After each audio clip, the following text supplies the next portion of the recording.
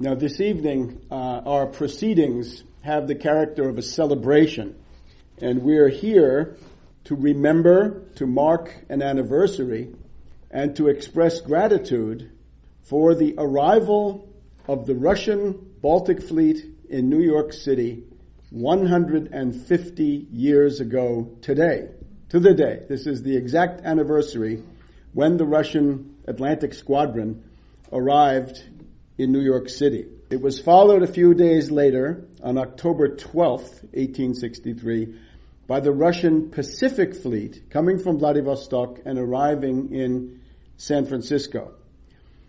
These events represent the only foreign military assistance received by Lincoln and the Union during the course of the Civil War.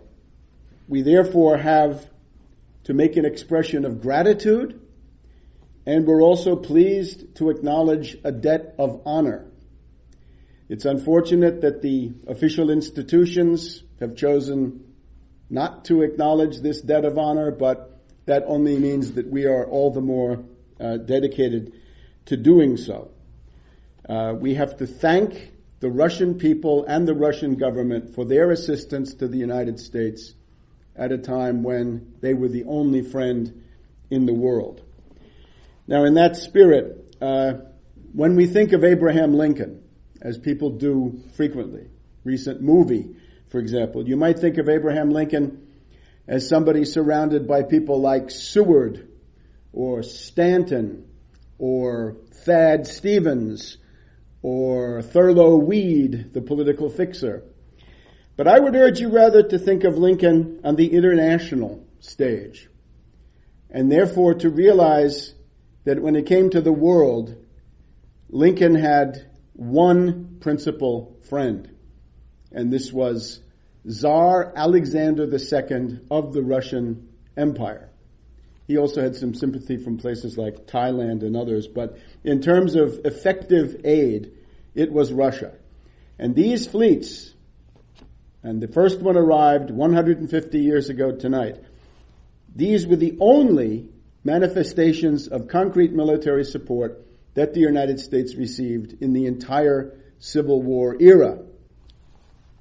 Why these things have been forgotten and neglected, we'll try to get to at the end. But now let's go back to the north, to New York City, let's say, on the day before, September 23rd, 1863. What was the mood? Well, the mood was somber. The summer of 1863 was a tremendous series of battles. There had been the Battle of Gettysburg, the costliest in the war. At least it was a Union victory, followed then on July 4th by the Battle of Vicksburg, coming to an end, the Siege of Vicksburg, the capitulation of General Pemberton and Grant's victory. But then, especially in New York, the horrendous series of draft riots, the things that you've seen in that movie, The Gangs of New York, with lynchings, with burnings, with killing people in the streets, warships and troops firing on crowds of pro-Confederate rioters. And then, just a couple of days before the Russian fleets arrived, the Great Battle of Chickamauga, often forgotten, but the second bloodiest in the entire war, had occurred, well, from our point of view today, last Thursday and Friday. That was Chickamauga. And this, of course, was a Union disaster. It almost annihilated the Union Army in the West, and might have, except for a couple of events that we can talk about. So by the time we got to September 23rd, it is a grim atmosphere, depression, demoralization coming forward. So let's put ourselves in the shoes of somebody watching all this now from Lower Manhattan, the Battery. Shortly after Chickamauga, with its 16,000 casualties, we had Brady, Matthew Brady, the famous photographer, publishing photographs that brought home all the horror of this event. New Yorkers strolling along the Battery were astounded to see a huge steam frigate flying a foreign flag bristling with 51 guns, her rigging black with seamen, steam up the bay and drop anchor in the Hudson River at about the level of the spire of Trinity Church. This was the Alexander Nevsky, the flagship of the Russian Atlantic Squadron, commanded by Rear Admiral Lesovsky. The Alexander Nevsky was soon followed by the Peresviet, a 48-gun frigate. They were followed 2 days later by the Variag, a beautiful steam corvette, 2,100 tons, 14 guns, about the size of the Confederate raider Alabama. Within 3 weeks, you also had the Almaz and the Ostliaba, which steamed past the battery and anchored. There came a final ship, another steam corvette. That was the Vityaz. Now, these few ships, I would submit, changed the course of world history.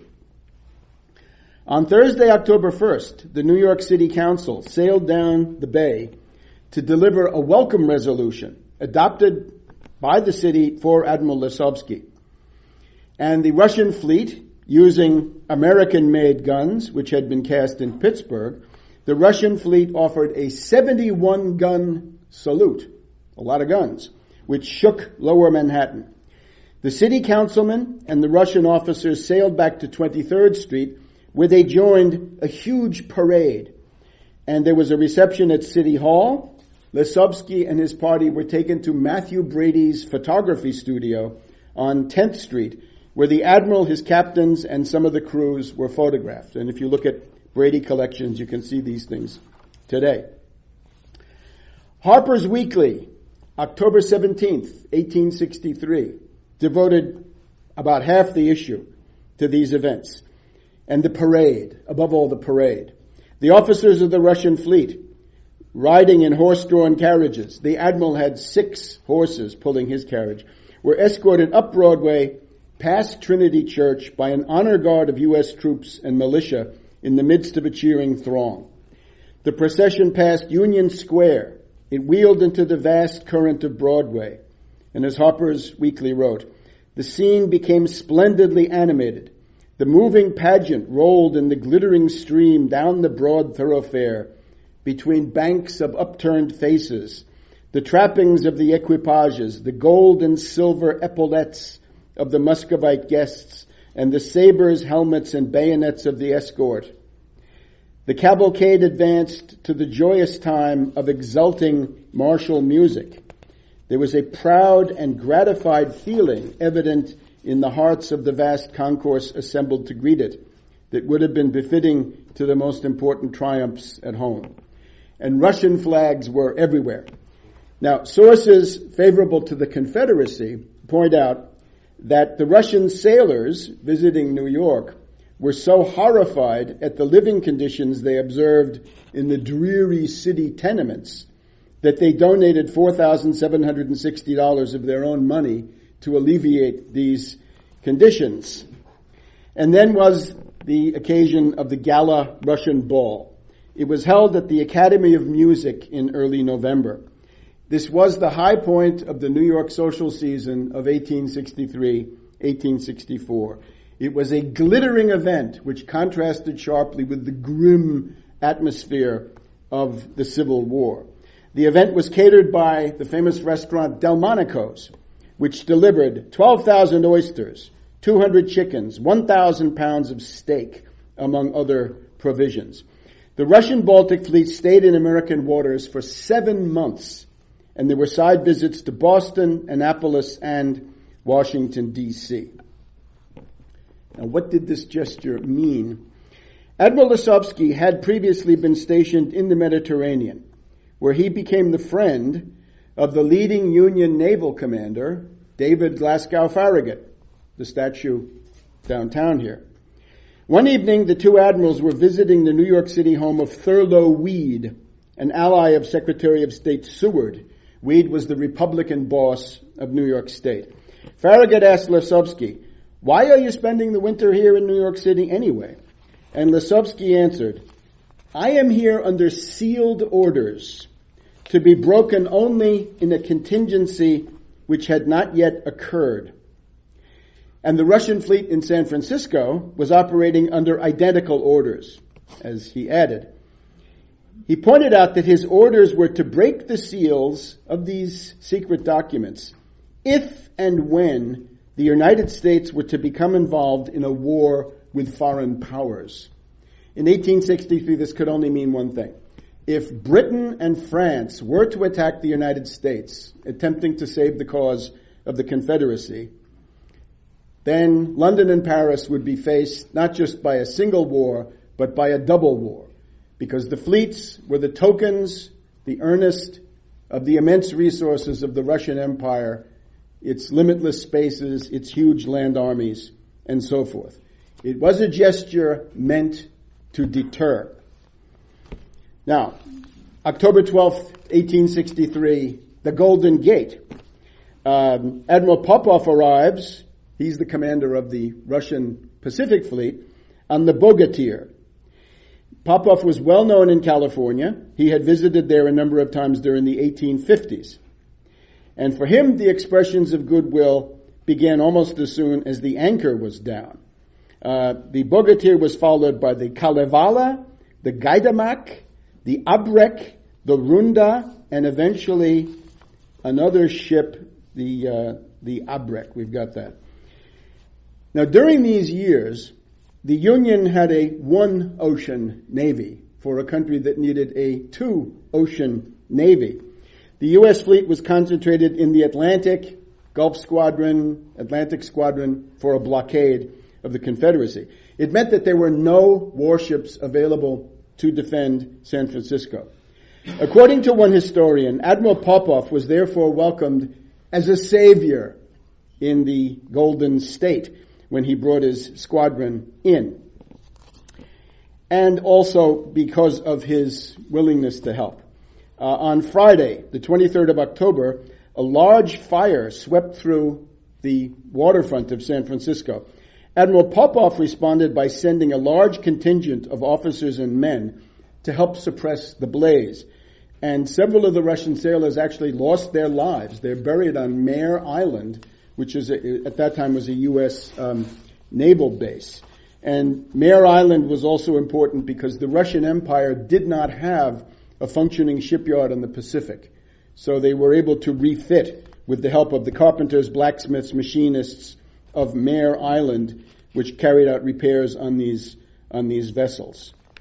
And then came the gala ball in San Francisco, which was self-consciously an attempt to compete with the one in New York. The grand ball was scheduled for the evening of November 17th. For 3 hours, from 9 p.m. until midnight, a crowd of guests flooded in, including the highest military and civil authorities in the state. Governor Leland Stanford of the university, Governor Lowe, the mayor, the collector of the port, the commander of the U.S. Pacific Fleet, all of them showed up. The hall was lavishly decorated with Russian and American flags, with special paintings. We had the Emperor and Empress of Russia, and also George Washington. And wall panels. The wall panels had slogans which I think would be of interest to Americans today. One was, Russia and the United States, friends in peace, allies in war. And another one, the first Alexander advocated our peace in 1812. The second Alexander prevents war in 1863. Now, to get that, you've got to know that the reason the British were convinced to lay off the U.S. at the end of the War of 1812 was a very stern warning from Russia saying, back off, at a time when there was a Russian army occupying Paris, which added a little bit of oomph to that. Another panel. The world has learned lessons of liberty from the Tsar of Russia. A polemic. Dancing to the music of two orchestras. The dinner began at 11 p.m. and continued till 4 o'clock in the morning with a nightcap at 5 a.m. And this event was considered to be a great success. Now, again, the practical side. During the months after Admiral Popov arrived in California, there was a great fear of attacks by Confederate raiders like the Alabama, the Shenandoah, the Sumter, and so forth. The California state government, Governor Leland Stanford, appealed to Admiral Popoff for protection. And Popoff pledged that he would protect his hosts, saying, "Should a Southern cruiser attempt an assault, we shall put on steam and clear for action." The Russian admiral prepared to defend San Francisco against the Confederates. Now, I have to point out that one of the most distinguished professors of Civil War studies in the United States, whom I had the occasion of talking to at Gettysburg this summer for the anniversary there, told me very honestly and frankly that he was not aware of that rather important fact, which I'm afraid points to the neglect of these foreign policy studies. Now, Popoff went further.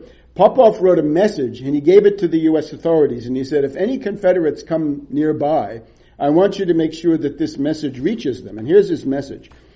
According to instructions received from His Excellency Rear Admiral Popoff, Commander-in-Chief of His Imperial Russian Majesty's Pacific Squadron, the undersigned, the Governor of California, I guess, is directed to inform all who it may concern that the ships of the Russian squadron are bound to assist the authorities of every place where friendship is offered in all measures which may be deemed necessary by the local authorities to repel any attempt against the security of the place. And he's doing this as the representative of the Tsar. Now, around the world, the strategic reverberations were felt immediately. In Britain, the Liverpool Journal was concerned about the potential that these Russian ships, 7 in New York and 6, I think, in San Francisco, this was not a fleet that could stand up to the Royal Navy. But as the Alabama had shown, a couple of commerce raiders could do enormous damage, and this was a large group of ships.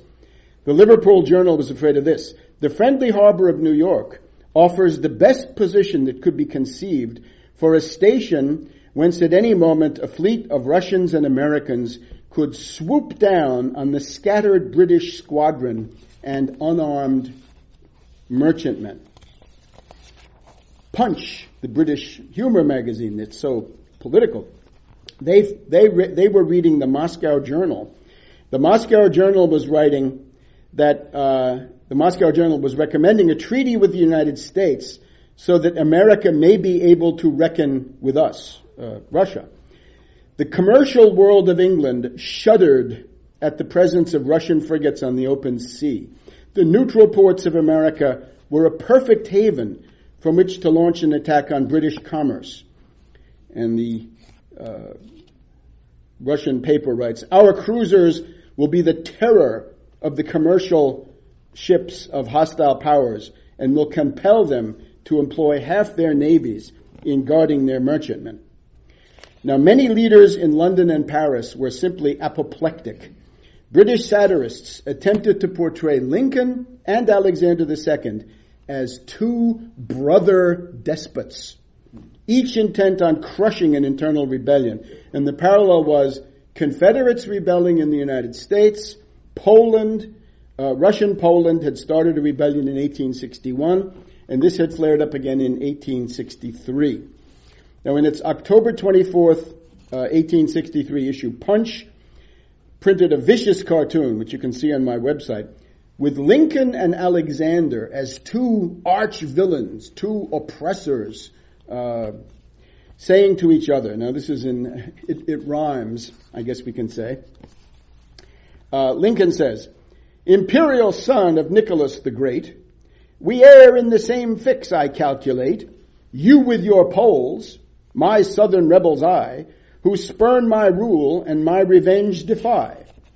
All right, the Tsar boasts in answer, wrath on revolted Poland's sons I wreak, and daughters too, beneath my knout they shriek.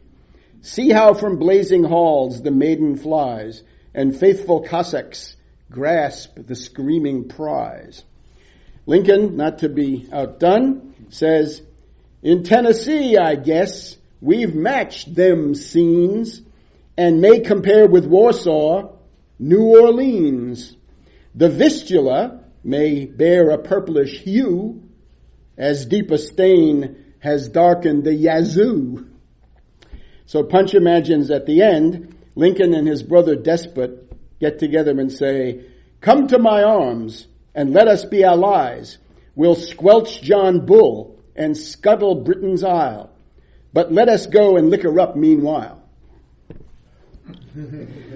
Now, Harper's Weekly had to answer. Harper's Weekly does a cartoon which shows Napoleon III, the dictator of France, emperor of France, and John Bull, the symbol of the British. These are the perplexed pirates, and they're looking at the port of New York from offshore through a spyglass, a telescope. Now I'm going to have to do this one for you too.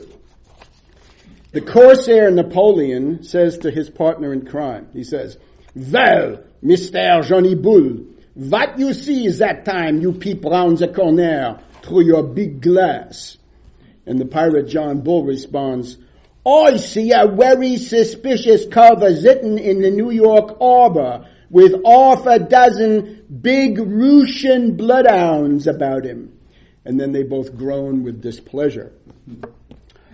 Now, the coming of the Russian fleets was decisive in helping Lincoln get through the last and most serious threat of Anglo-French intervention. The Laird's shipyard, which had built the Alabama, was known to be building two powerful, seagoing, ironclad warships, battleships, that could give the Confederacy the ability finally to break the Union blockade of the southern ports. If you read Harper's Weekly, they talk about the Anglo-rebel rams. The Anglo-rebels. That's the enemy, the Anglo-rebels for the Harper's Weekly. So with the Russian vessels already at sea and reported to be coming towards America, U.S. Ambassador to London, Charles Francis Adams, felt strong enough to put a war ultimatum to the British government, to Lord John Russell and Lord Palmerston. And this was September 5th, 1863. And Adams says to Lord Russell, "If these Laird battleships are allowed to leave port," and I quote, "it would be superfluous in me to point out to your lordship that this is war." Lord Russell was shocked. According to one historian, this Yankee talked like an Englishman.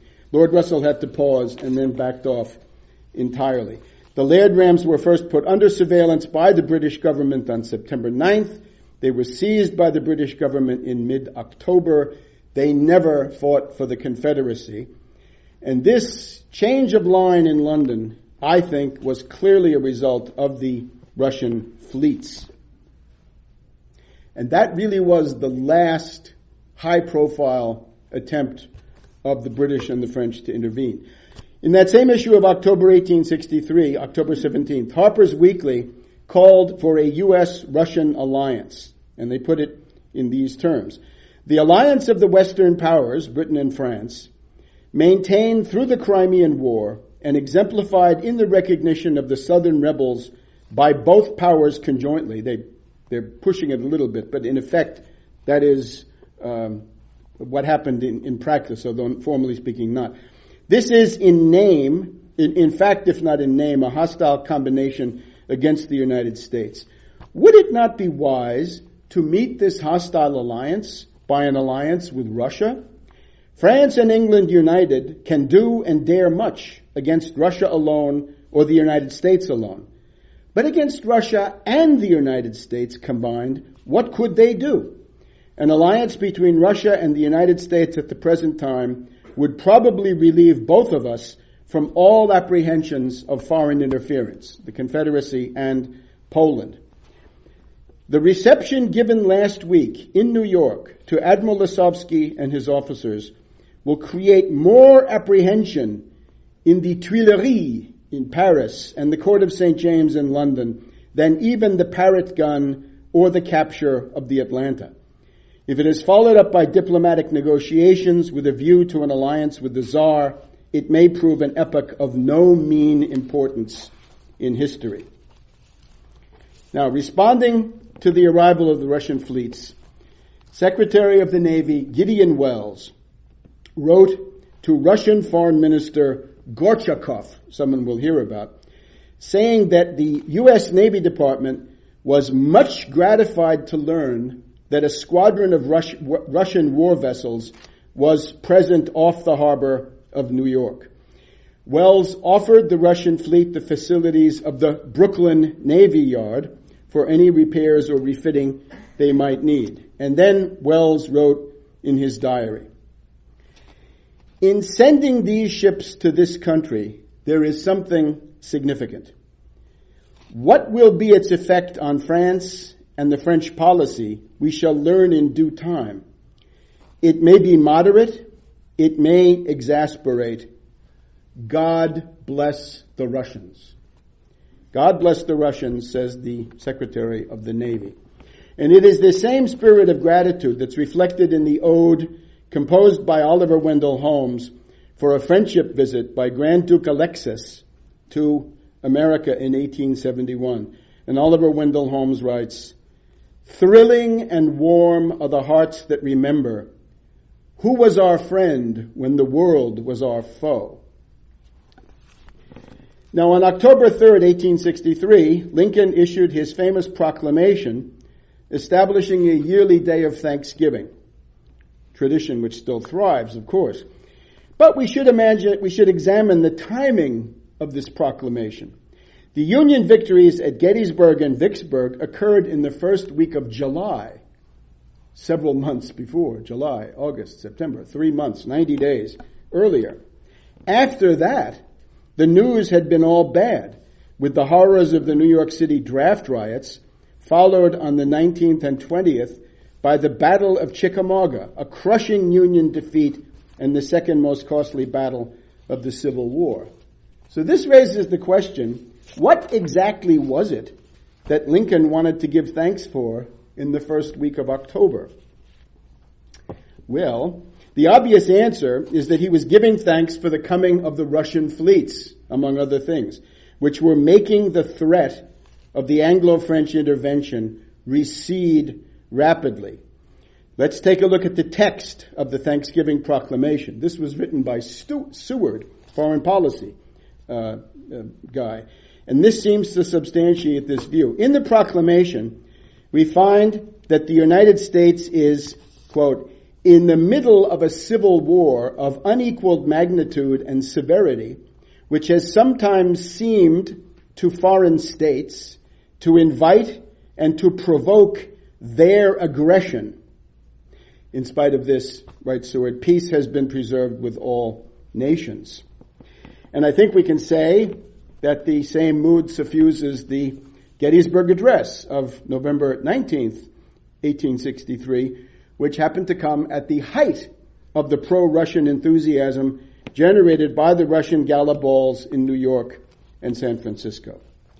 And therefore, despite the prejudices of many historians who may consider this suggestion unthinkable, we must entertain the possibility that the Thanksgiving holiday, to be sure, and the Gettysburg Address possibly, reflect the wave of optimism generated by the arrival of the Russian fleets. Now, just a year and a day after Lincoln's death, April 16th, 1866, the Tsar narrowly escaped an assassination attempt. The indignation in the United States ran high.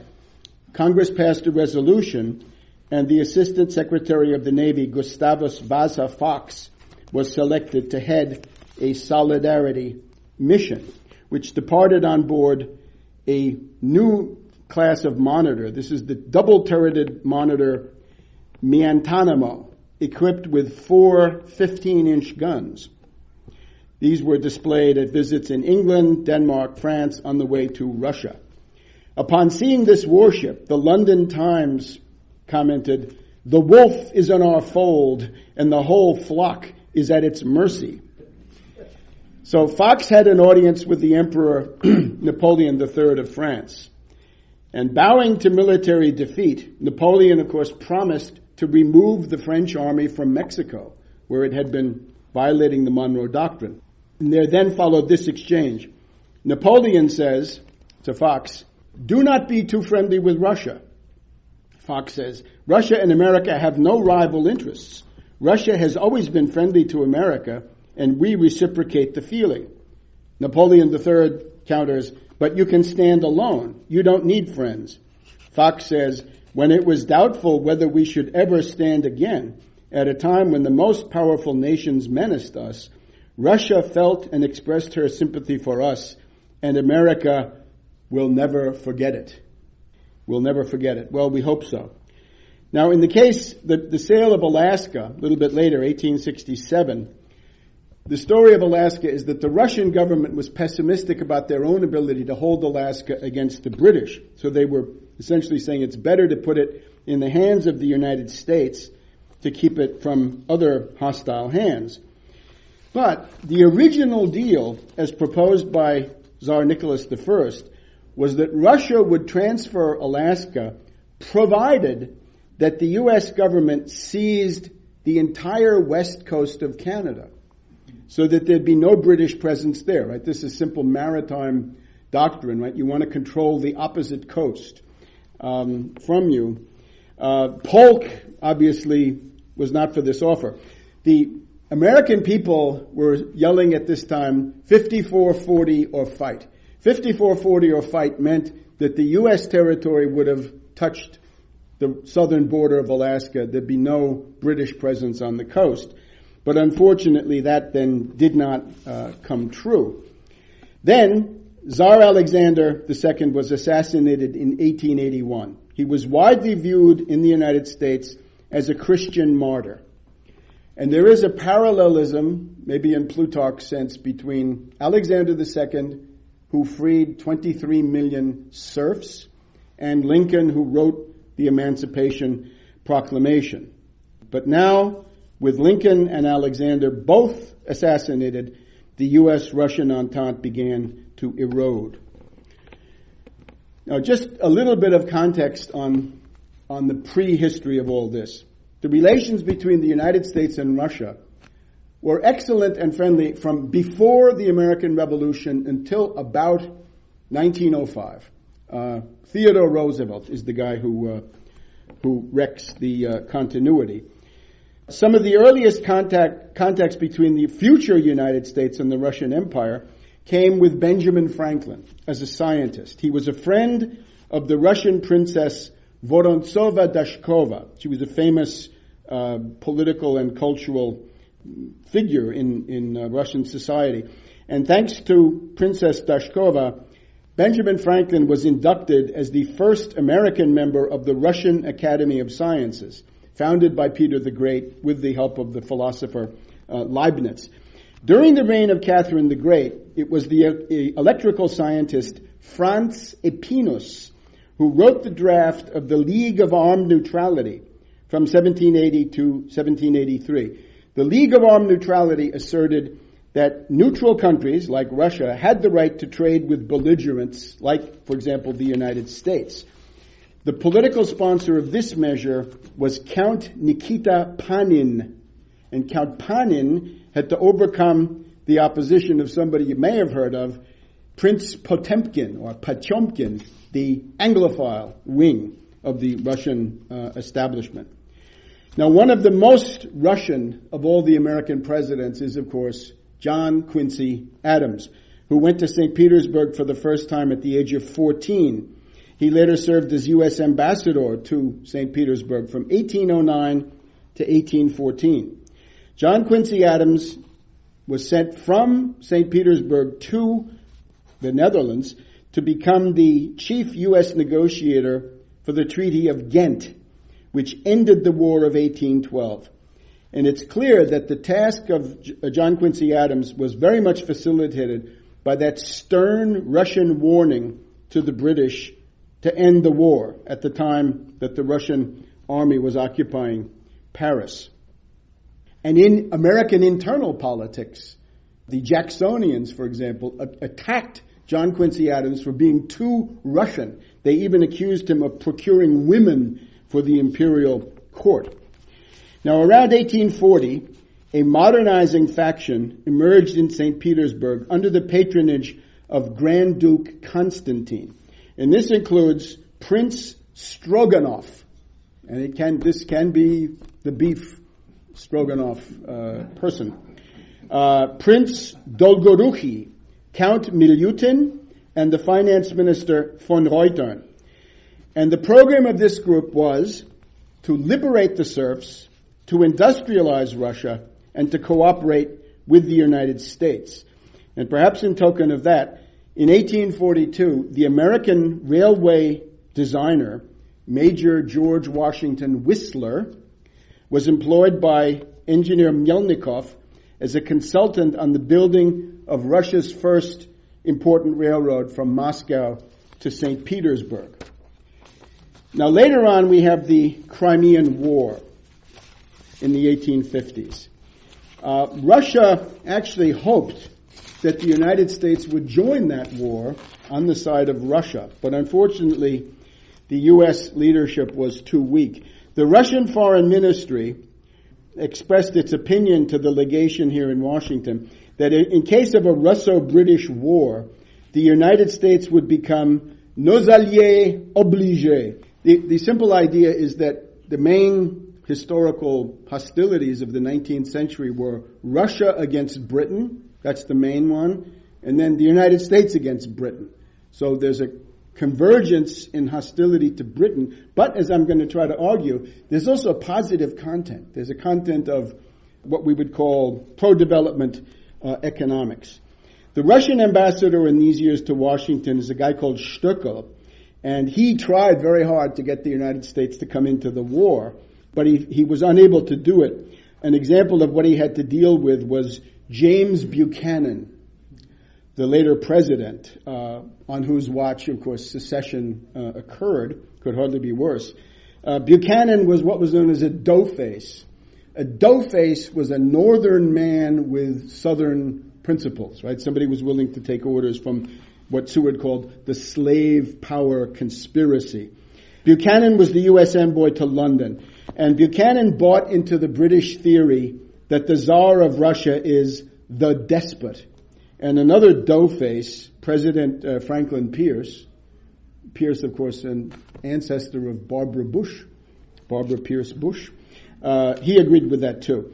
Even so, U.S. opinion was outraged by the fact that the British were trying to recruit soldiers in the U.S. for the Crimean War, and as a result of this, the British ambassador to Washington was kicked out. He was ejected, persona non grata. American diplomats knew that the Crimean War was also directed against the United States. There's a famous speech by Lord Clarendon where he essentially says, the dismemberment of the Russian Empire and something similar for the U.S. is what we have in mind. And we can quote the U.S. ambassador to Russia, Thomas Seymour. He writes in 1854 to Franklin Pierce, who is not going to understand it. He writes the following: the danger is that the British and French, after they have humbled the Tsar, will domineer the rest of Europe and thus have the leisure to turn their attention to American affairs. Now, you can see that there's a lot of goodwill and a lot of convergence of interest. Who brought this together? Well, it's Cassius Marcellus Clay. Cash Clay, as he's known, an extraordinary U.S. diplomat, one of the greatest people ever to serve in the State Department, although I'm sure he would not be enthusiastically acknowledged today. Cassius Marcellus Clay of Kentucky became Lincoln's ambassador to St. Petersburg. And that's the number one most important U.S. diplomatic post. It's not an exile. It's not a Siberia. It's the heart of the matter. Cassius Clay was a relative of Henry Clay, the great compromiser. And of course, that's the leading light of the Whig Party from which Lincoln emerged. Cassius Clay was tall, handsome, and charismatic. There's a quote from Mary Todd, where Mary Todd said she wanted to marry Cassius Clay, but he chose another woman, so she had to settle for Abraham Lincoln. Cassius Clay published a newspaper called The True American. See, there are different kinds, right? There are the true ones and then the ones that are not so true. I wonder what the majority is today. He's an abolitionist. He is a very strong opponent of slavery. He created Berea College in Kentucky, the first integrated post-secondary institution in the United States. And of his dalliances with a certain ballerina at the Bolshoi Ballet, we will say nothing tonight. Cassius Clay had been in the running for the vice presidential slot on the Republican ticket of 1860. As I said, he's a strong abolitionist, and he wanted to fight secessionism by wiping out slavery. And this makes him a radical, opposed to the timid half measures of such people as General McClellan or General Don Carlos Buell. The problem you have, and this is the problem of Lincoln finding a general, if you have generals with social pretensions, like McClellan, they feel an affinity for the Southern planter class, and they want to maintain their privileges. And of course, this makes waging the war impossible. Now, in St. Petersburg, Cassius Clay's task is to buttress the U.S.-Russian geopolitical entente with a solid basis of economic doctrine. He's got to fight Adam Smith. He's got to fight Bentham. He's got to fight James Mill, John Stuart Mill, Ricardo, and the rest of the British school. Because Cassius Clay is a leading exponent of the Hamiltonian or American system of economics. That is to say, protectionism, mercantilism, and dirigism. He is a supporter of Henry Clay's classic Whig program for national economic development, and that means a protective tariff, a Hamiltonian national bank, and extensive infrastructure paid for by the federal government, even if it's only in one state. Doesn't matter.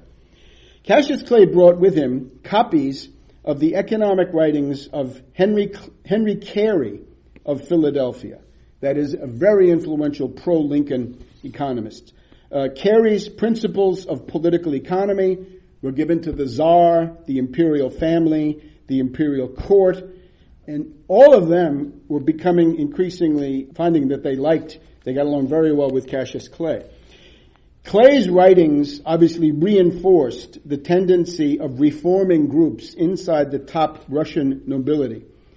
Emancipation and industrialization were the key questions, and these took then the form of the Russian system, as it was known.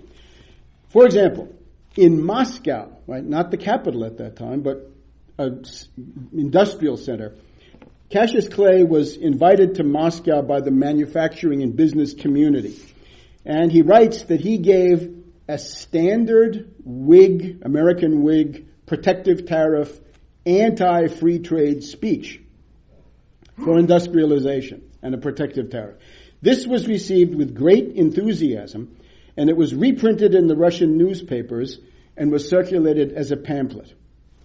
The British ambassador was there. He kept a poker face. But one of his junior attachés exploded and screamed at Clay that he was a threat to British trade with Russia. Clay noted later on that his remarks in Moscow were in favor of what? Free labor, railroad building, rapid industrialization. And these were exactly what Cassius Clay had been recommending to the leaders of the American South instead of the foolhardy adventure of secessionism. Now, in late July 1861, after the Union disaster at the first Bull Run, Clay wrote to Seward and Lincoln about the British attitude, and he said, "I saw at a glance where the feeling of England was. They hoped for our ruin. They are jealous of our power. They care neither for the North nor the South. They hate both." Close quote. Cassius Clay, of course, cared a great deal about the modernization and industrialization of the southern states. Clay then goes on, writing to Lincoln and Seward, "All the Russian newspapers are for us. In Russia we have a friend. The time is coming when she will be a powerful one for us. The emancipation move of the serfs is the beginning of a new era and new strength." Now, he had to talk to the foreign minister, Gorchakov, Prince Gorchakov. Prince Gorchakov, a little bit like Harry Hopkins in 1941 when he was sent to Moscow by Roosevelt. The big question was, will the Union collapse? Are you going to fight? Are you determined? And Clay convinced Gorchakov that Lincoln would hold firm. And we then get a landmark diplomatic note from Foreign Minister Prince Gorchakov in the name of Tsar Alexander II to Abraham Lincoln. And in this note, Gorchakov says, the Tsar that I work for is a sovereign animated by the most friendly sentiments towards the American Union. This union is not simply in our eyes an element essential to the universal political equilibrium. It constitutes, in addition, a nation to which our august master and all of Russia have pledged the most friendly interest. Now, back in the United States for a speaking tour during an interlude, there was an interlude when Simon Cameron, former Secretary of War, was serving a brief stint in St. Petersburg. Cassius Clay told an audience at the Oddfellows Hall here in Washington that by emancipating 23 million serfs, Alexander II had made himself one of the greatest benefactors of mankind in all of human history. And Cassius Clay then urged his listeners, "Here then, fellow citizens, was the place to look for an ally. Trust him, and your trust will not be misplaced. Stand by him, and he will, as he has often declared to me that he will, stand by you." And indeed, if we look at Russian history, the old maxim, pacta sunt servanda, you got to maintain your treaty commitments. This actually is very frequently the case. And therefore, what's Cassius Marcellus Clay's own epitaph? He wrote, and you got to think he's talking with Lincoln and Grant and Sherman and all these other people in the background. He's not shy. He said, "I did more than any man to overthrow slavery. I carried Russia with us." So that's the decisive thing. So of the events of 1863, Gettysburg, of course, Vicksburg, of course, but the Russian fleets. Now, let's just look at this interesting pattern. The pattern is that the Americans who are drawn to the Russian cooperation are also the revolutionaries or the radicals here at home. They want to attack the Southern social order and the institution of slavery. And they're also attracted to Russia. Now, a couple of examples. In 1861, we have these two Confederate envoys, Mason and Slidell. They're taken off the British ship Trent as they're going to plead the Confederate cause in Europe. And the London press became hysterical with rage. And the anti-union group in the cabinet, that's Palmerston, Russell, and Gladstone, they see the chance to start a war. And of course, St. Petersburg is watching closely. British Prime Minister Lord Palmerston dispatched a squadron of 8 ships of the line and 13 frigates and corvettes under Admiral Milner to the western Atlantic. He wanted to use the Great Eastern, the largest ship in the world at that time, as a troop transport to bring redcoats to Canada. And the British were discussing bombarding and burning both Boston and New York. They concluded that Boston would be harder because of the forts and the channels, but New York was more vulnerable, especially to a surprise attack. And we have documented a hydrographer in the Admiralty saying that New York is, quote, the true heart of U.S. commerce, the center of maritime resources. To strike her, New York, would be to paralyze all the limbs. So the special relationship not working too well that day. Now Lincoln, of course, commenting that one war at a time was enough, ended this crisis by turning Mason and Slidell over to the British. The thing that most historians will say, this crisis was ended by Prince Albert, right? Prince Consort, Prince Albert, Queen Victoria's husband. At the end of his life, on his deathbed, he said, we've got to have peace. Well, maybe, but I think more important is a message from the Tsar. This is sort of a circular to the powers. He says, Russia will support in every way possible and aid to the fullest extent of his power, the Tsar's power, it's his ancient ally, the United States of America, in its struggle against treason. Under no circumstances will the Tsar permit, if his efforts can prevent it, the success of the lately inaugurated rebellion against the laws and government of a friendly country. That's better than many Union generals at the time could do. So I would say that warning, and not so much the efforts of Prince Albert, stopped the London interventionists. Now, 1862, 1863, briefly. Lee made 2 invasions of the North. One is the one that leads to Antietam in September 1862, and then Gettysburg, July 1863. What were these invasions? What was the military political point? I would say they were both very much calculated to procure the recognition of the Confederacy by London and Paris, followed by Anglo-French military intervention against the Union. There is no Confederate, or there's almost no Confederate success scenario that does not include the intervention of the British and French. Confederate strategy cannot be understood without keeping the question of Anglo-French intervention constantly in mind. Now, Lord Palmerston, on September 14th, 1862, Lee is in Maryland. Lord Palmerston is hoping that Lincoln will be driven from Washington, the Army of the Potomac will be defeated and dispersed. So he contacts Lord Russell. Palmerston is the Prime Minister, Lord Russell, the Foreign Secretary.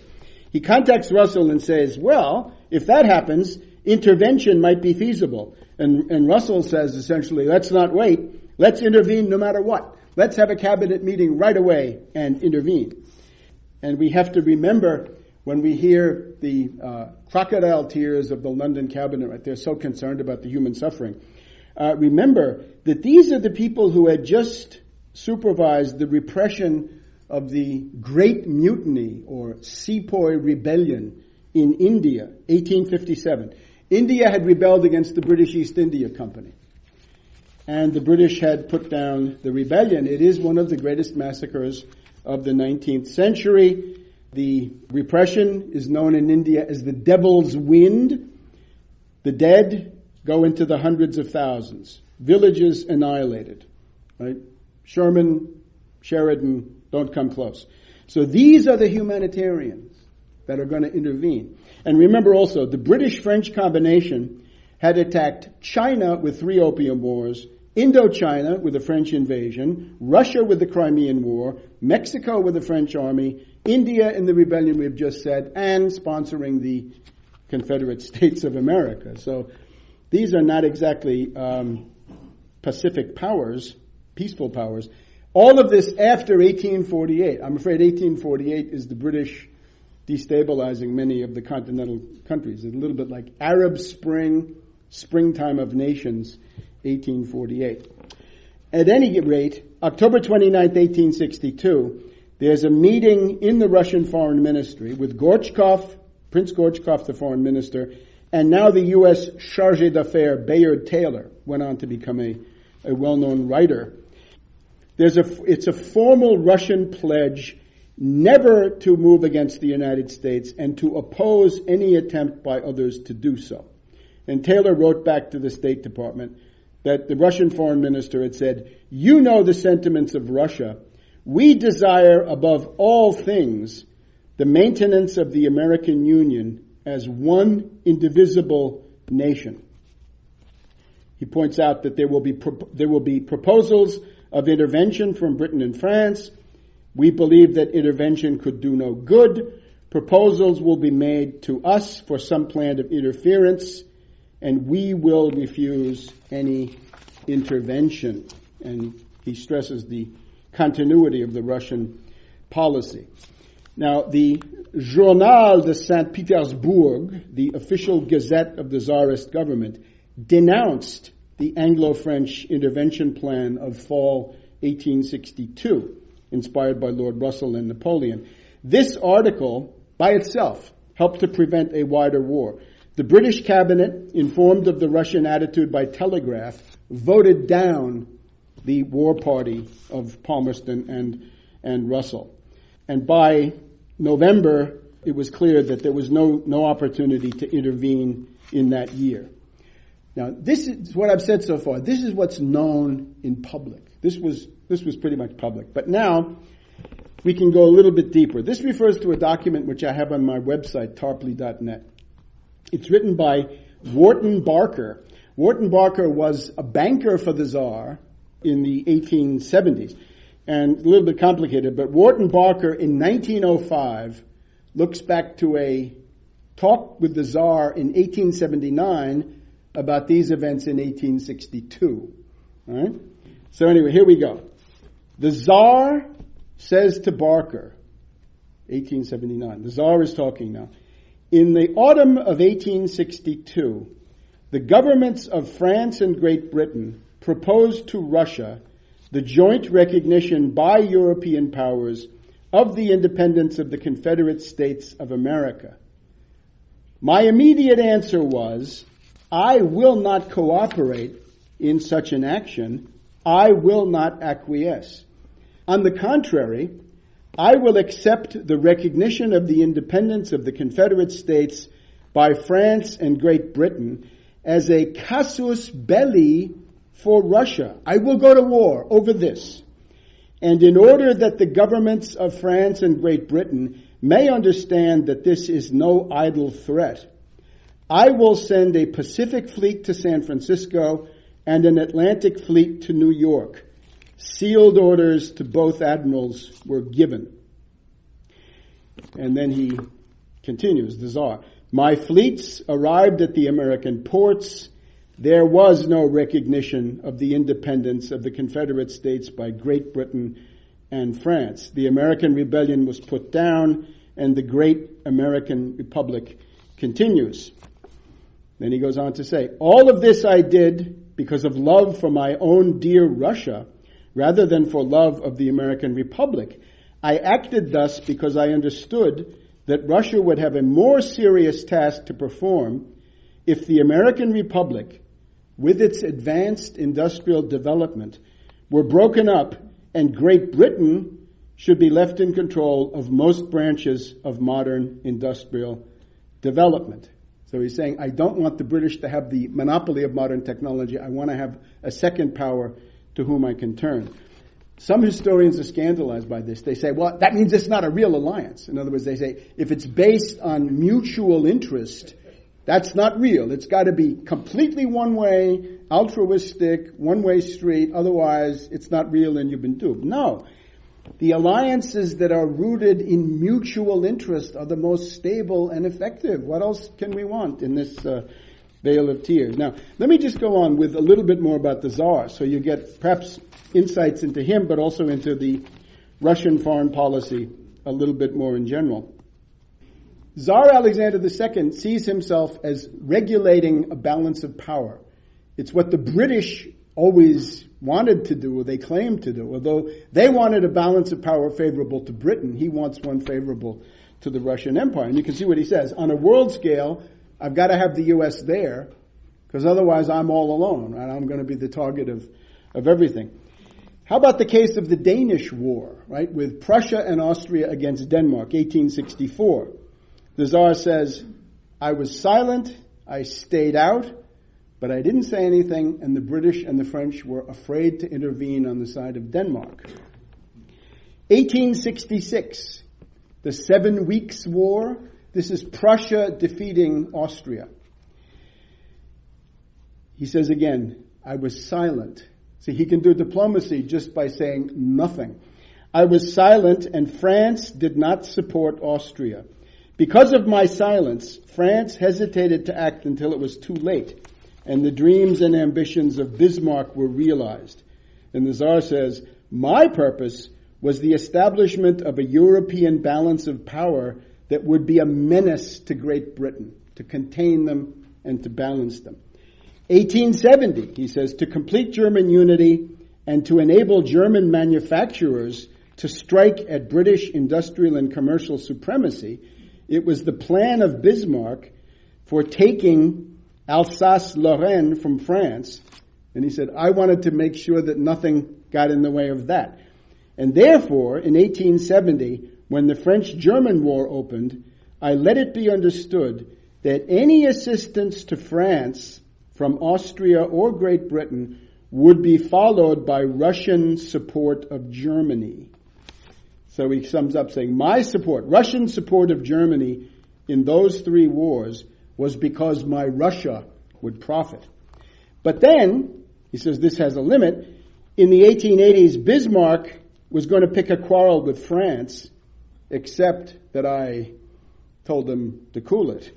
The Russian-French understanding now is preserving the peace in Europe. So you can see, this is what a statesman would do. He attempts to establish a balance of power favorable to his own country. He does not act as a belligerent, but he acts as a kind of a regulator, and sometimes he can do it just by saying nothing. Now, as for Foreign Minister Gorchakov, he prefers peace, but he's not a softy. In February 1862, he asked a Russian intelligencer coming back from America, can the U.S. Navy maintain an effective blockade of the southern ports?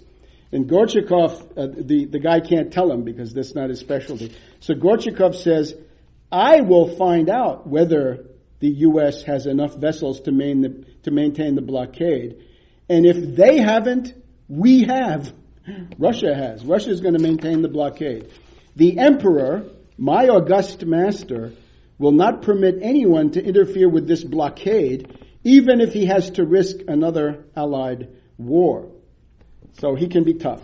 Cassius Clay, at a certain point, hears that a Confederate ambassador has come to St. Petersburg. He goes to the foreign ministry and he asks Gorchakov, have you received the Confederate? And in the terms of one of these observers, he's, no, thundered Gorchakov in majestic disdain. He dare not come here. So the persona non grata is the Confederate ambassador. Now, it's interesting, Yevgeny Primakov, Prime Minister of Russia, was an admirer of Gorchakov, and Sergei Lavrov in our own time today is also interested in Gorchakov. He tells us in a recent interview that Gorchakov had restored Russian influence in Europe after the defeat in the Crimean War, and he did it without moving a gun. He did it exclusively through diplomacy. And Lavrov cites Gorchakov in the following terms. This is Gorchakov talking now.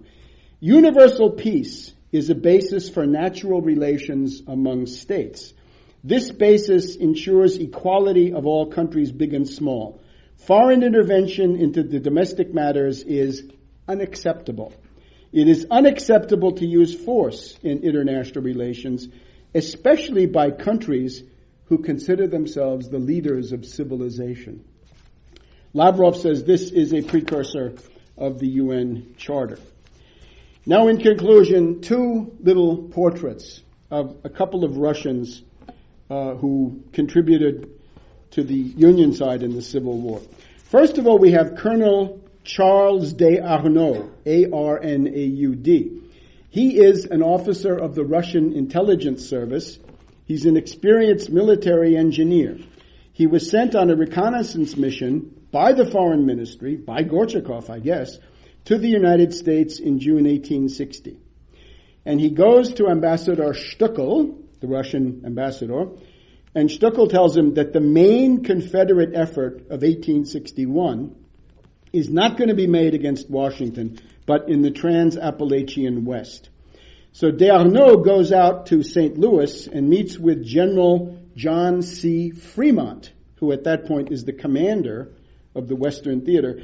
This, of course, is the pathfinder of the West and the 1856 Republican presidential candidate.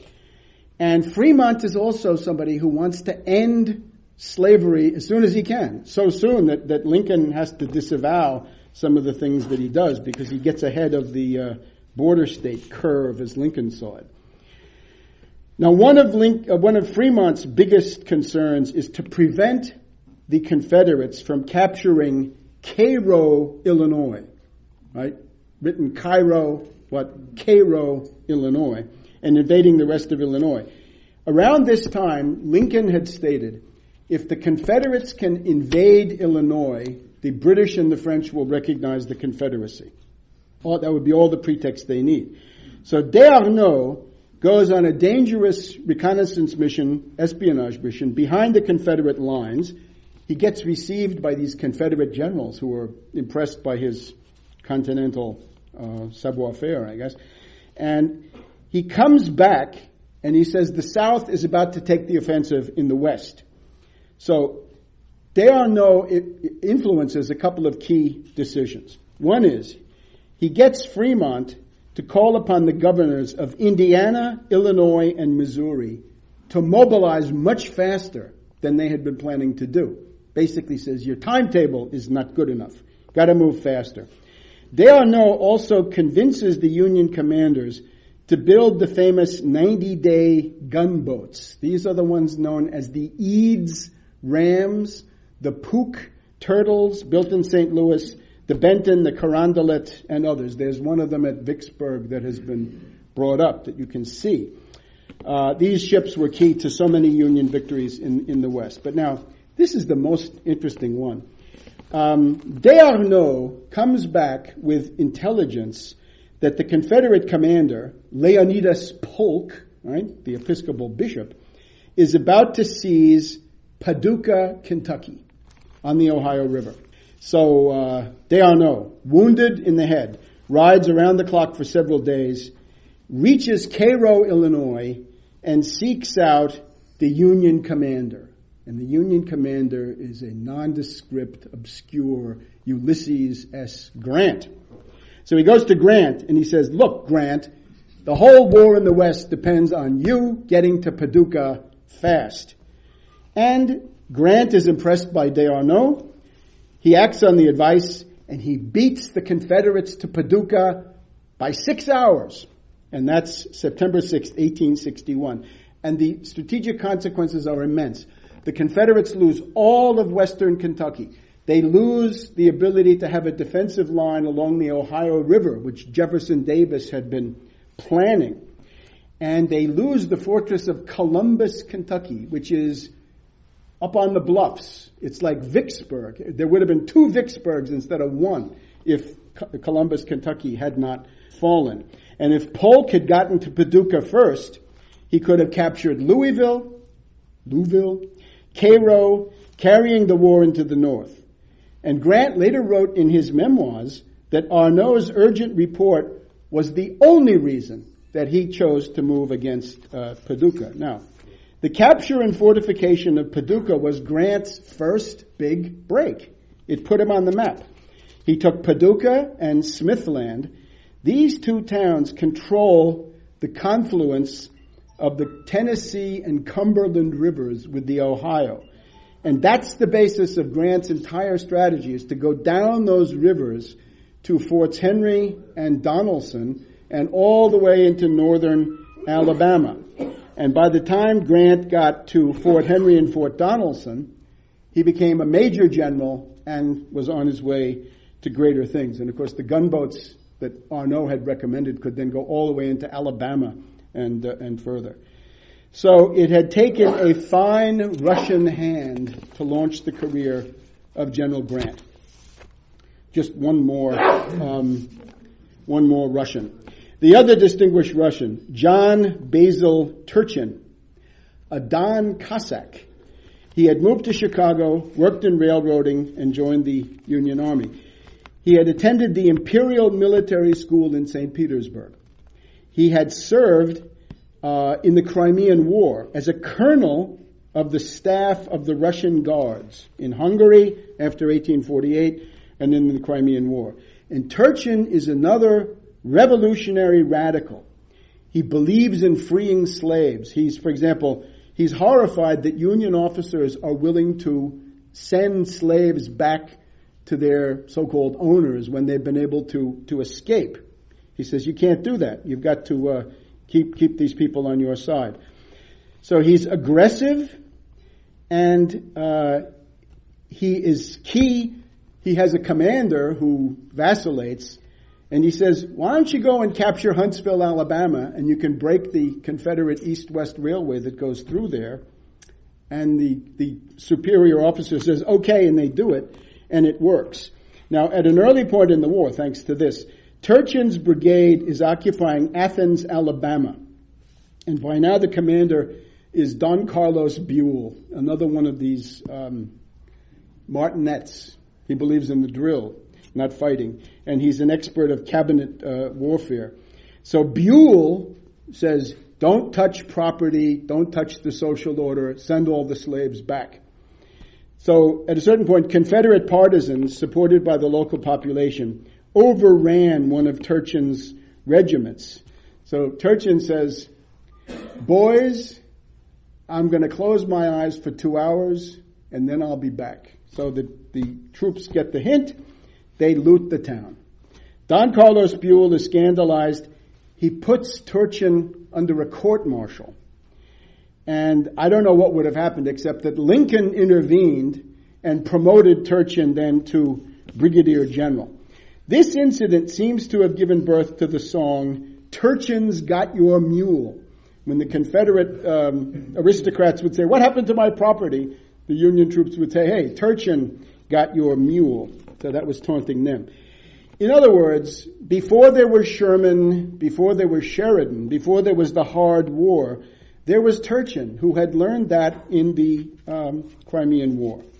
Now, at Chickamauga, 150 years ago this past week, Turchin personally led not one but 2 counterattacks that saved the day. The first is on the first day of Chickamauga to stop a thrust by the Confederate Corps of Cheatham, and the second is on the second day when Turchin protected the left flank of the fallback position occupied by General George Thomas. And if you look at the map, Turchin has to go from the far right wing of Thomas all the way to the far left wing and then deal with the Confederate force under Liddell, who was going to cut off the Union retreat. Now, of course, I hope people remember General George Thomas. We've got Thomas Circle, of course, downtown. The Rock of Chickamauga. Later, the hammer, the sledgehammer of Nashville. But if we remember the Rock of Chickamauga, we have to remember that he had help. He had somebody like Turchin to help him protect his flank at the critical moment. One last thing about Turchin. November 1863, the anniversary is coming up. The Battle of Missionary Ridge near Chattanooga. There were 3 brigades that just started to go up the hill, up this precipice practically. The most successful frontal attack of the entire Civil War. Turchin was one of them. Turchin's importance is reflected by the fact that one of the national park reservations at the top of Missionary Hill is dedicated to Turchin. It's the Turchin Reservation. So, if we look at Grant's career, Missionary Ridge was Grant's last battle in the West, because after that he was brought to Washington to command all the armies of the United States. Grant had been helped in 1861 by intelligence from D'Arnaud. Go and capture Paducah today. In 1863, Grant benefited from the leadership of Turchin. And the other interesting thing about Turchin is that he was accompanied on his campaigns by his very vivacious wife, Nadine, and she happens to be the author of the only history of Civil War military campaigns written by a woman who was also an eyewitness. Now, the end is, why are these events, especially the Russian fleets, so neglected, so little studied? Why, for example, at the 150th anniversary of Gettysburg, there were 5 or 6 days of lectures back to back. There was nothing at all about foreign policy in any form. And I guess the reason is, as soon as it becomes foreign policy, it becomes what I'm talking about, which some people find embarrassing. Some scholars obviously are happy to sacrifice truth to the Anglo-American special relationship. I think Alan Nevins is one of these. You can read, I have an essay on my website, tarpley.net, where you can see that. There are also those other scholars that I mentioned who basically say, well, if it's based on mutual interest, then it's corrupt. It's not real. Let's just see how this happened. U.S.-Russia relations, very cordial from before the beginning until about 1905. How did it change? One is a guy called George Kennan. It's maybe not the George Kennan you think. It's George Kennan the Elder, the so-called explorer in the 1880s. So what does he do? He's a kind of, what can we say? He's a 19th century Samantha Power. He's concerned with human rights.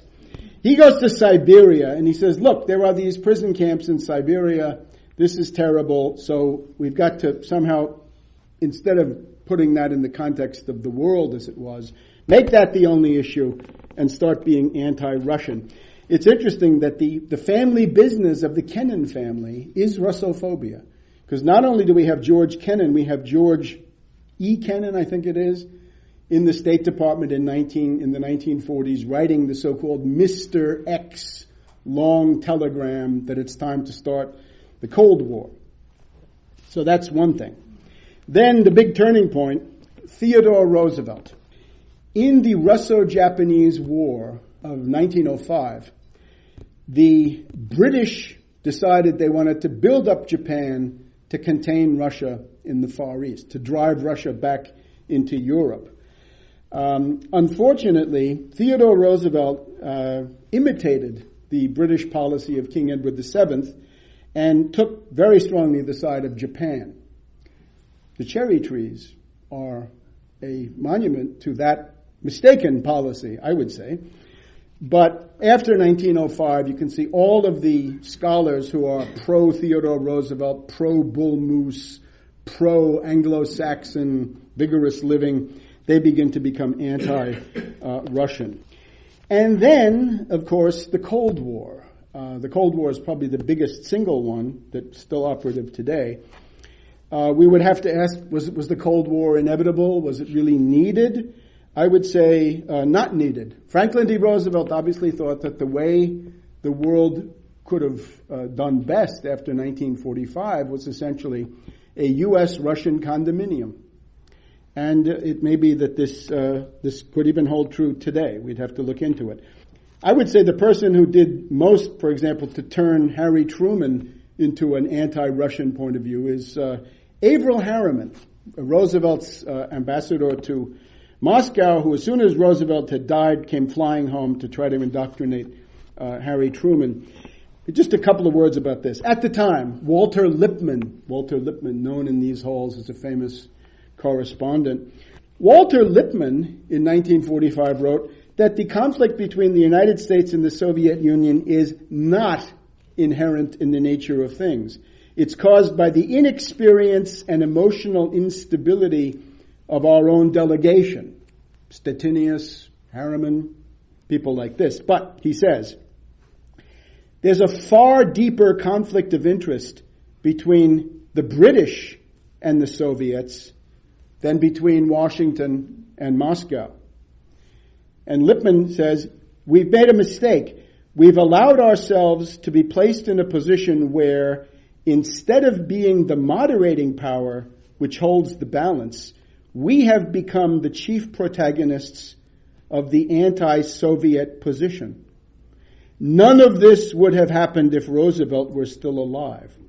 And Lippmann then says, we're going to have more conflict, quote, if we do not recover our own sense of national interest about the fundamental U.S.-Russian relationship. Now, if you dial up the Why We Fight series of World War II, you will see that Frank Capra, at the beginning of the Russian one of Why We Fight, he quotes Frank Knox, Republican, Secretary of the Navy, candidate for Vice President against Roosevelt. And Frank Knox says, we and our allies owe and acknowledge an everlasting debt of gratitude to the armies and peoples of the Soviet Union. And you've heard, that's the same kind of language we've heard from Gideon Wells and some others. So, you pays your money and you takes your choice. You can choose the pro-Russian camp with Benjamin Franklin, John Quincy Adams, Abraham Lincoln, Franklin D. Roosevelt. Or you can go into the anti-Russian camp with Andrew Jackson, Jefferson Davis, Harry Truman, and other worthies. I think that's an easy choice. Now, Wharton Barker puts it this way, this banker. writing in 1905. He says, in 1905, I think he's trying to push back against some of the Theodore Roosevelt stuff. Americans cannot forget the Russell-Palmerston-Louis Napoleon proposal to attack the U.S., or the Alexander answer of 1862 to 1863. They remember that we owe almost as much to Russian action in 1863 as to French action in 1878. But if they give due thought to the words of Emperor Alexander II, they will do what is more vital in the shaping of the destinies of a nation. They will understand something. So again, Lincoln had one friend in the world, Tsar Alexander II, and the only military assistance for the Union from anybody in the world is what we've just discussed. Now, there is in American politics a procedure, which I think is still honored in some quarters. It's called Getting Right with Lincoln. And it says, if you're a politician, if you're a public activist, you have to ask yourself periodically, is what you are doing coherent with the principles of Lincoln? And you have to search your conscience to this effect. Now, perhaps tonight we've been able to add or strengthen at least an additional dimension to what it would mean to get right with Lincoln in foreign policy, because it's usually interpreted in terms of domestic policy only. But in terms of foreign policy, are we right with Lincoln today? And this would be a question for everybody, all the way up to the White House. I'm afraid that right now we're not so right with Lincoln, and we ought to do something so that we could get right with Lincoln in the sense that we've described it tonight. Thank you very much.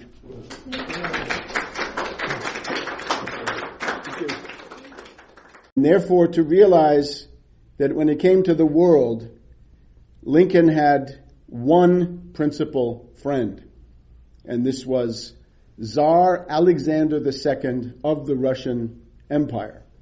He also had some sympathy from places like Thailand and others, but in terms of effective aid, it was Russia. And these fleets, and the first one arrived 150 years ago tonight, these were the only manifestations of concrete military support that the United States received in the entire Civil War era. Why these things have been forgotten and neglected, we'll try to get to at the end.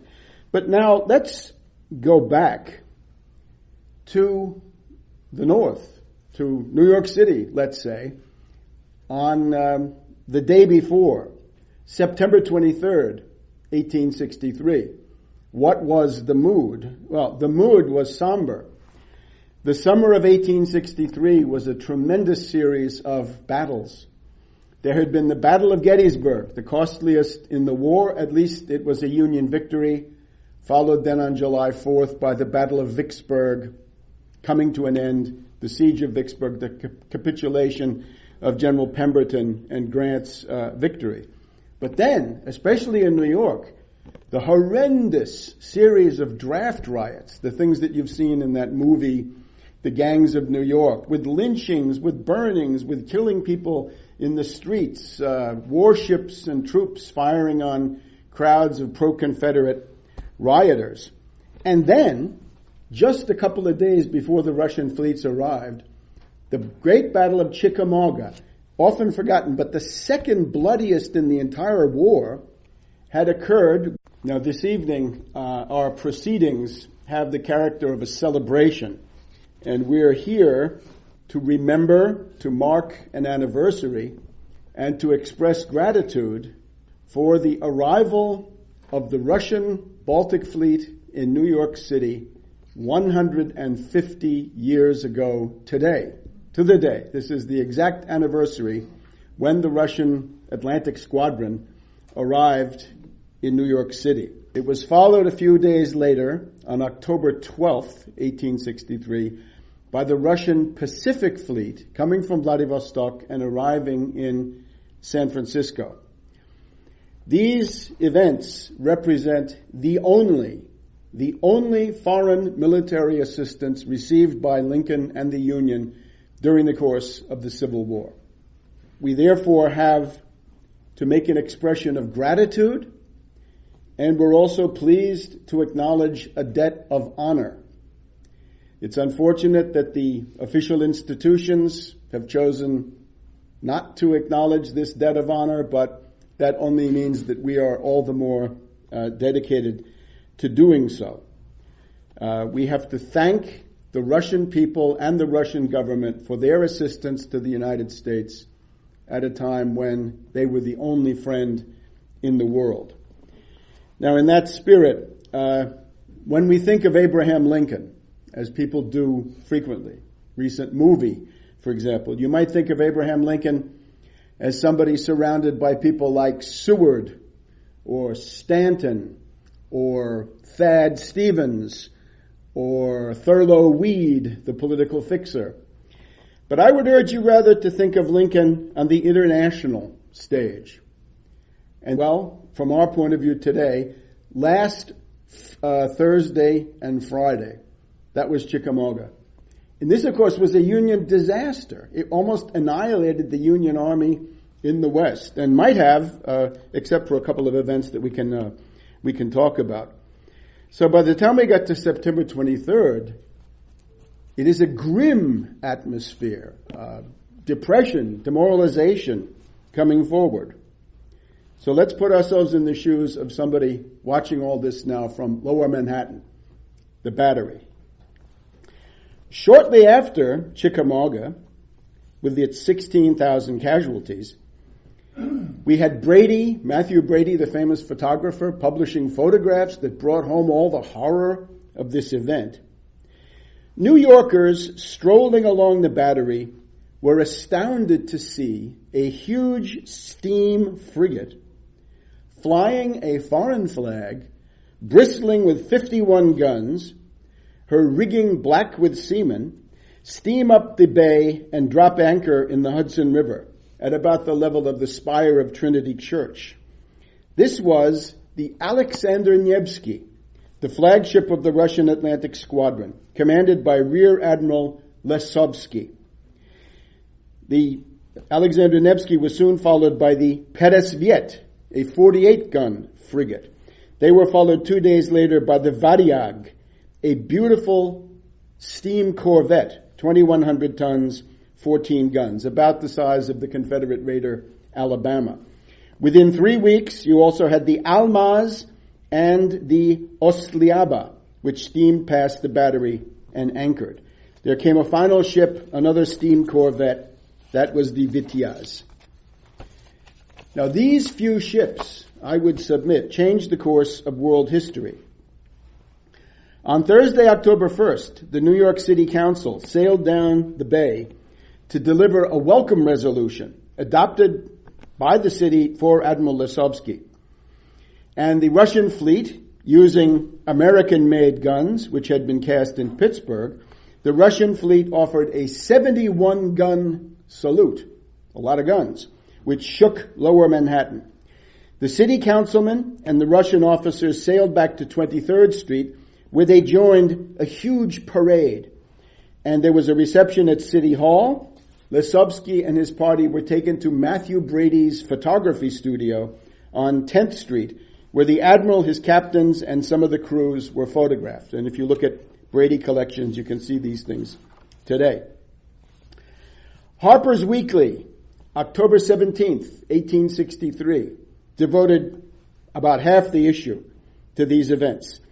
And the parade, above all the parade. The officers of the Russian fleet riding in horse-drawn carriages, the admiral had 6 horses pulling his carriage, were escorted up Broadway past Trinity Church by an honor guard of U.S. troops and militia in the midst of a cheering throng. The procession passed Union Square. It wheeled into the vast current of Broadway. And as Harper's Weekly wrote, the scene became splendidly animated.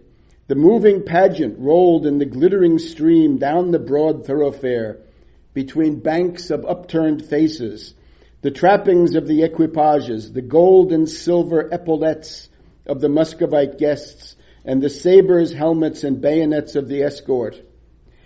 The cavalcade advanced to the joyous time of exulting martial music. There was a proud and gratified feeling evident in the hearts of the vast concourse assembled to greet it that would have been befitting to the most important triumphs at home. And Russian flags were everywhere.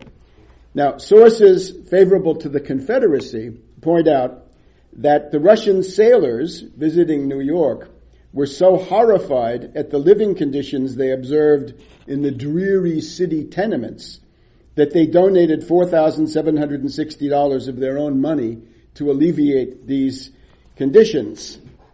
And then was the occasion of the Gala Russian Ball. It was held at the Academy of Music in early November. This was the high point of the New York social season of 1863-1864. It was a glittering event which contrasted sharply with the grim atmosphere of the Civil War. The event was catered by the famous restaurant Delmonico's, which delivered 12,000 oysters, 200 chickens, 1,000 pounds of steak, among other provisions.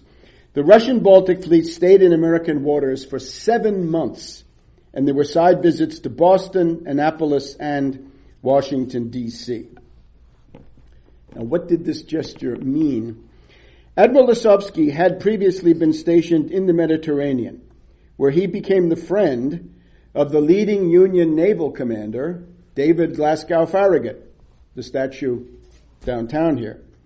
One evening, the two admirals were visiting the New York City home of Thurlow Weed, an ally of Secretary of State Seward. Weed was the Republican boss of New York State. Farragut asked Lasovsky, "Why are you spending the winter here in New York City anyway?" And Lasovsky answered, "I am here